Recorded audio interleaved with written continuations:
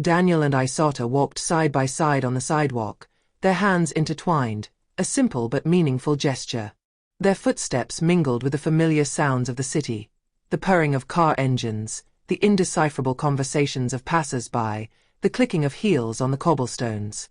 The city seemed not to see them. But that evening, everything around them had a special taste. It wasn't just a wedding anniversary, it was a celebration of their journey, of their love forged in adversity, of their victories against injustice, of the strength they had found in each other despite the trials. The smiles of Isota and Daniel reflected not just the happiness of being together, but also a deep recognition of the years spent fighting, supporting each other, building. Each shared moment represented a conquest over the obstacles that had stood in their way. Racism, social injustices, stereotypes. Tonight, they were there to savor this silent victory, that of standing tall, proud and united. They had reserved a table at one of the city's most exclusive restaurants, a place renowned for its elegant ambience and fine cuisine. The kind of place where people came not only to enjoy a meal, but also to show off their status, to find themselves in a cocoon of luxury and sophistication. Daniel and Isota didn't often go to this kind of place. Their lives hadn't always been one of ostentatious comfort, but tonight they wanted something special. This was their moment, an opportunity to reward each other for everything they had accomplished together. The restaurant was located in an upscale neighborhood, where modern buildings rose like giants of glass and concrete, their facades gleaming under the street lights. All around, the windows of luxury boutiques gleamed, offering watches costing several $1,000s and handbags whose prices frightened the poorest. The city seemed to be in showcase mode that evening, its dazzling luxury rivaling the stars above. And yet, in the midst of all this, Daniel and Isota did not feel small or out of place. They had arrived at this precise moment for a very specific reason, to show that they, too, deserved to be there, not because they had paid the price of a place, but because they had survived everything that could have made them sink into oblivion. Approaching the door, Daniel glanced discreetly at Isota. His face was lit up by the excitement and sweetness of a shared moment. She wore a red dress that looked like it was made for her, hugging her curves with effortless elegance. Her hair, carefully straightened, caught the reflections of the light from the street lamps, adding to the aura of grace that surrounded her. Daniel, meanwhile, in his black suit, seemed almost out of place in this opulent environment, like an actor playing a role in a setting where he shouldn't have existed. But at that precise moment, he wasn't thinking about it. The magnificence of the place, the looks of the other customers, all that was secondary.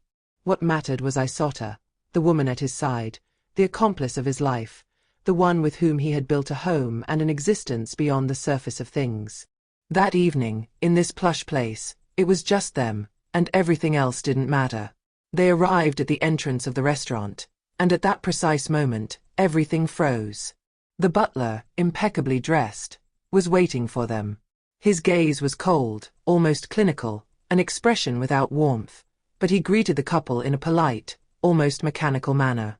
His eyes slid over them, scanning Daniel and Isota up and down as if every detail of their appearance was scrutinized. His lips formed into a smile as false as a cracked mirror.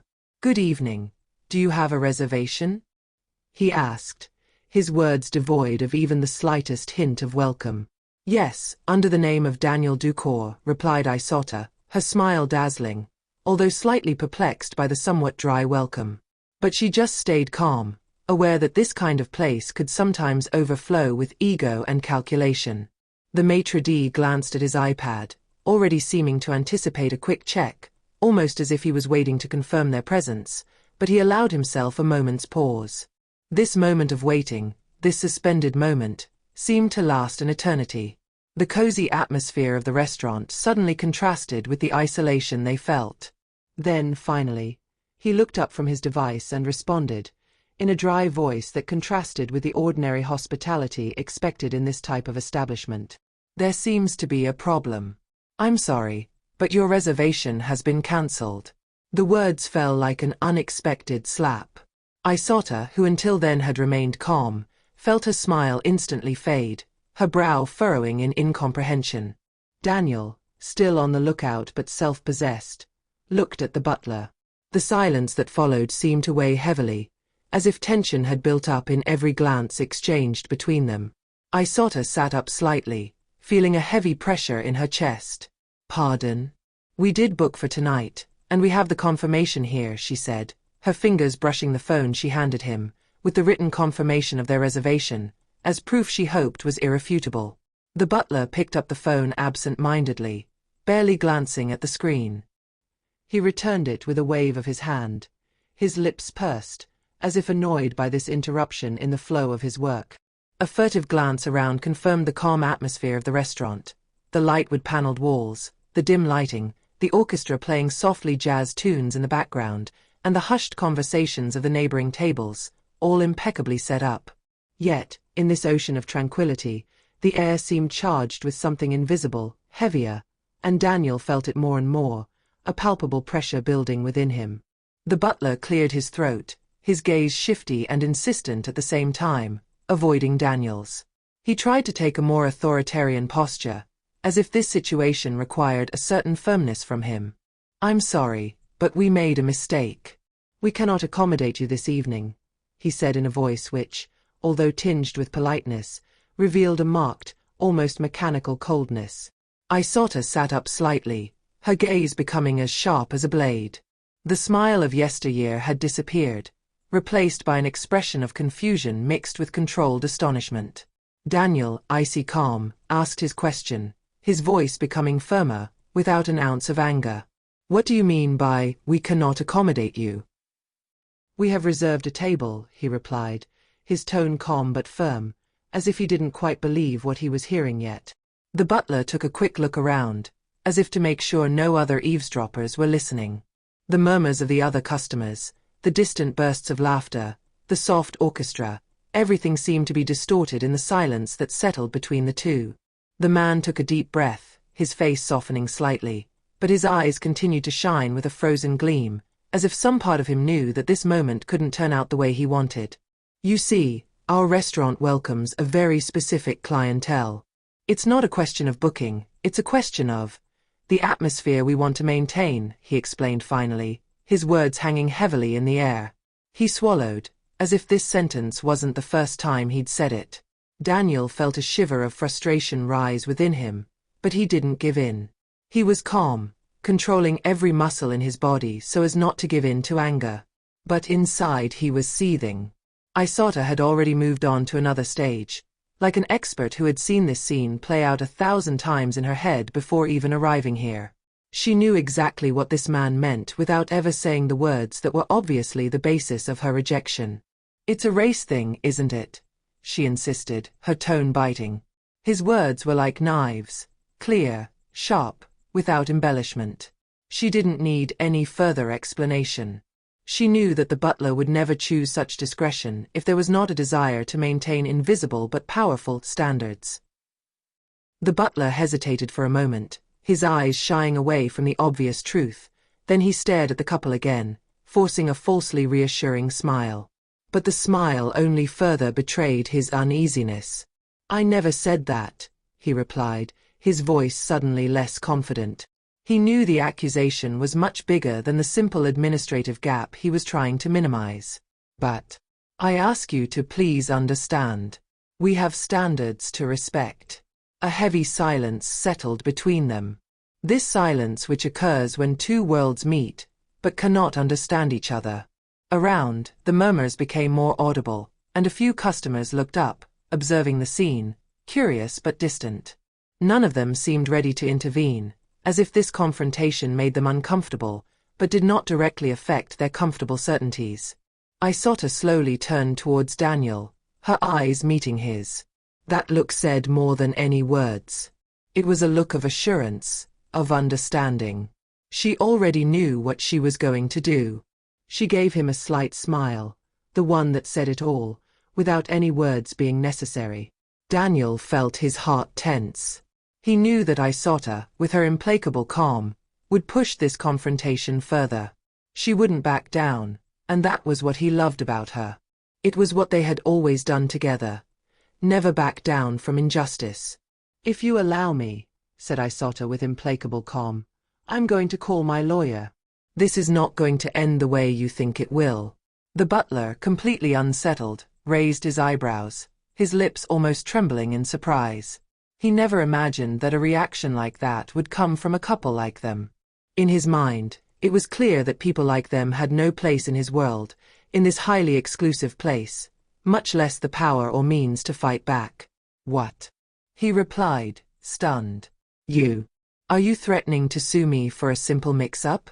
Daniel took out his phone without a word, his cold gaze staring at the butler. Before the man could protest or intervene, he pressed a button and began recording the conversation. The click of the button seemed to echo in the stifling silence that had settled around them. A chill ran through the air, as if everyone in the hall understood that the situation had just reached a new stage, a stage where things could never go back. The scene, already tense, took on a new, almost electric energy. It was clear that this dispute, although important, was no longer the center of attention. What was happening went beyond this simple exchange of words. It was a confrontation of principles, a questioning of a reality too often ignored, and perhaps even a public declaration on much deeper and more systematic injustices. At that moment, the restaurant manager appeared in the lobby. With a confident step, he approached the stage with a presence that could only be that of a man accustomed to being in control. Dressed in an impeccable suit, his look left no room for uncertainty. Within seconds he understood exactly what was happening. He understood that the situation had become more than just a misunderstanding. He knew he had to handle this quickly and efficiently. He stopped in front of them, observing the couple with calculated coldness, before saying in an icy tone, "Sir, madam, you are not welcome here this evening." The simplicity and brutality of his words hit Daniel like a punch. There was no pretense, no excuses hidden behind polite words. The manager didn't even try to feign courtesy. He was direct, uncompromising, and determined not to leave room for the slightest form of dialogue. Daniel, however, did not lose his calm. He held the manager's gaze, his voice still measured, but now tinged with a new firmness, an authority that he had not yet displayed in this situation. "For what?" he asked, his gaze piercing, his calm dazzling in the face of hostility. "Why this reaction? We have reservations, and I believe that this restaurant must offer any customer, regardless of their color, a gastronomic experience worthy of the name." His words hung in the air, suspended, defying the logic that the manager seemed to want to impose. The manager, however, turned his gaze to the maitre d' with an almost exasperated look, then looked back at the couple, this time with almost palpable disdain. He hesitated for a split second before answering, but the decision had already been made. He knew exactly what he was going to say. "Because we can't afford to lose the image we've built here," he replied, his voice cold, calculated, like a speech prepared for this occasion. "You'll understand, won't you? You see, there are certain types of customers we prefer to avoid." The manager's words fell like stones, digging a deeper chasm between him and the couple. It was no longer a simple question of reservations or access to an exclusive restaurant, but a manifesto of social class and, even more subtly, of systemic racism. He hadn't even had the audacity to hide it behind false politeness. It was said, clear, brutal. Daniel stood frozen for a moment, his gaze remaining fixed on the manager, anger and sadness mixing in his eyes. But he doesn't react immediately. He stood straight, like a rock in the storm, his words weighing heavily, as if he were weighing the price of the injustice served to him on a silver platter. He finally turned his gaze towards Isota, who was observing him calmly. She took his hand, a simple gesture but full of meaning. His eyes met, a silent exchange, but louder than any words. He turned to the manager again. His voice, firm and assured, broke the tension that weighed heavily on the scene. "I think it's time to publicize this standard that you defend, because it seems like you don't understand the magnitude of what's going on here." The manager burst out laughing, his arrogance overflowing. He thought it was a joke, an attempt to bring water to his mill. He allowed himself to laugh as if it was all just a misunderstanding, as if, deep down, Daniel and Isota were incapable of grasping the complexity of what was really happening. But at that moment, he didn't know that the game had just changed. They weren't there to joke. Isata, still calm but now unshakable, intervened in a voice that left no room for negotiation. We will take the necessary measures to ensure that this does not happen again. The truth will come out, she said, her voice calm but firm. This restaurant does not deserve our presence. They turned and left the restaurant, their figures quickly fading into the darkness of the night. A cool breeze blew through the streets, but neither Daniel nor Isata felt it, immersed in the thought of what had just happened. The scene was now behind them, but the impact of their decision would resonate far beyond that evening. The manager, left alone in the hall, could not hide his inner turmoil. The arrogance he had displayed until then began to crack, and for the first time, a dull worry crept into him. He had not anticipated what this confrontation would trigger. He thought he had everything under control, that a gesture as insignificant as refusing to welcome would be enough to maintain order, to protect the image of the restaurant that he had carefully built. But he didn't know that that evening, things had just changed. The next morning, when the first rays of sunlight hit the windows of cafes and buildings, social media went up in flames. In the blink of an eye, the video of the confrontation captured by Daniel was on all platforms: Twitter, Instagram, TikTok. Thousands of views in a few hours, thousands of comments in a few minutes. What began as a simple recording quickly became a symbol. The scene of the confrontation was no longer just an isolated incident in a fancy restaurant. It had become a testimony to the systemic discrimination and racial prejudice that is too often ignored. Testimonies poured in, not only from customers who had witnessed the scene, but also from people from the community, voices that had never before been heard. The messages denounced the injustice, the arrogance of the restaurant's employees, and above all the complicit silence of those who, behind the scenes, support these discriminatory practices. The hashtag boycott Restaurant de l'Injustice quickly surfaced, accompanied by photos of people showing their support for Daniel and Isata, some even with improvised signs marked with slogans like "All equal at the table" or "No to discrimination." The wave of solidarity spread well beyond the city, reaching rural and urban areas, working-class neighborhoods and business centers. Calls for a boycott continued to grow, with disappointed customers not hesitating to express their outrage on all available platforms. Restaurant executives, taken aback by the scale of the movement, tried to downplay the incident at first, seeking to quell the storm with clumsy apologies and public statements. But their response was too late and too weak. The manager's words, claiming that his employees had acted through a misunderstanding, only inflamed popular anger. The public was no longer fooled. Accusations of racism had come to light, and society no longer allowed those who practiced exclusion to continue to prosper with impunity. Within a few days, the pressure became unbearable. The restaurant, once a symbol of prestige, was now seen as a bastion of intolerance. Calls for a boycott intensified and affected the establishment's business partners. Several local businesses, as well as major luxury goods brands that supported the restaurant, decided to cut ties. The breakdown of business partnerships added a new layer of economic pressure that sent the restaurant into an irreversible spiral. Calls for an official investigation into the establishment's practices were made, and the city's mayor, who had until then maintained a neutral stance, felt compelled to speak publicly, expressing concern about the scale of the scandal. However, all this only made the situation even more unmanageable for the restaurant. The image he had cultivated for years was disintegrating like a house of cards, carried away by the truth that was coming to light. The national media, initially hesitant, ended up taking the matter in hand, further amplifying the resonance of this scandal. Television shows and newspapers covered the incident from all angles. Racial discrimination in luxury restaurants, the role of social media in exposing injustices, and the way public opinion could overturn institutions that thought they were safe. Journalists investigated other similar practices in the restaurant industry, sparking a national debate about equal access to public and private spaces. As for Daniel and Isata, their calm but resolute reaction earned them almost instant recognition. What they had accomplished was not a simple personal victory. It was a symbolic act of resistance against a deeply unjust system. They became leading figures in the fight against racial discrimination in public spaces. Their dignity, self-control and courage in the face of hostility had not only exposed the restaurant's practices, but also inspired thousands to stand up, to not accept the unacceptable. They were praised by civil rights defenders, activists, and those who fight against systemic racism every day. Daniel and Isota had done more than simply expose an injustice. They had helped open the eyes of society to the need to change the rules of the game, to establish true equality.